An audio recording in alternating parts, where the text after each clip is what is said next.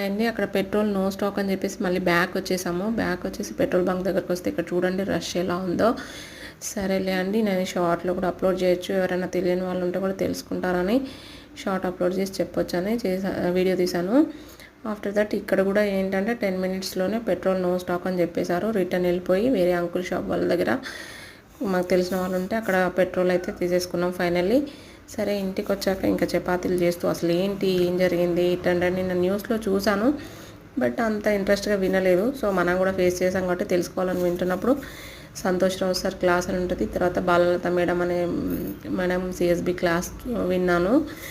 వాళ్ళు ఏం చెప్పారంటే 106(2) క్లాస్ ప్రకారం ఏంటంటే సెక్షన్స్ ఉంటాయి క్రిమినల్స్, ఈ బ్రిటిష్ వాళ్ళకి తీసేసి కొత్త సెక్షన్ పెట్టారు. సో వాళ్ళకి 10 years వరకు జైలు శిక్ష, ఫైన్ కూడా వేస్తారు అని చెప్పేసి చెప్పడం, అందువల్ల వాళ్ళు మాకు చెప్పకుండా చేశారని స్ట్రైక్ చేయడం అనేది జరిగింది.